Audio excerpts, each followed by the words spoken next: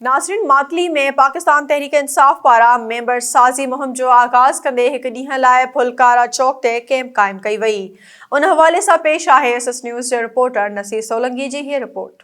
जेकी हिकु रोज़ा PTI मेंबरशिप ड्राइव कैंप है जेका असां मातली सिटी में फलकारा चौक ते हई है ऐं इहो खान साहब जे हुकम तहत पूरे पाकिस्तान पूरी सिंध में असांजे प्रेसिडेंट अली ज़ैदी साहब, हलीमा दिल शेख साहब ऐं उन्हनि जे पैगामात ते असां ही कैंप आई है ऐं ही PTI राब्ता ऐप जेकी है ऑनलाइन है, उन में को बि जेको PTI जो कारकुन मेंबर थियणु चाहे थो उहो ऑनलाइन बि पंहिंजी रजिस्ट्रेशन कराए सघे थो। खान साहब जे मंशूर खे वधाइण लाइ हुन जी पार्टी खे जॉइन करण जे लाइ हिकु ऐप ॾिनो आहे असांखे, त जीअं त ओवरसीज़ पाकिस्तानी ऐं अंदरूनी पाकिस्तान में जेके रहनि था उहे बि जेको सो असांजी PTI जो हिसो थी सघनि।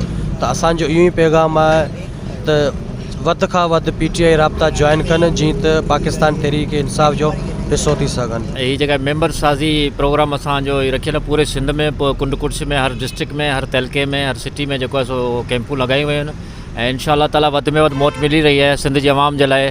खान साहब जो ही पैगाम असां पहुंचा रहे हैं। मेंबरशिप तकरीबन काफ़ी दोस्त अची चुका आहिनि, कुछ अचनि पिया ऐं इंशाअल्लाह पूरे पाकिस्तान में ठहियो, बल्कि पूरी दुनिया में खान साहब जा जेके चाहींदड़ आहिनि उहे बि असांखे ॾिसनि पिया ऐं आउं सभिनी खे इहो पैगाम ॾींदुसि वधि खां वधि जेके आहिनि से असां वटि अचनि हिते कैंप ते। दोस्त जिन जा मेंबरशिप कार्ड ठहियल न आहिनि उहे असांखां मेंबरशिप कार्ड पंहिंजी एंट्री कराइनि।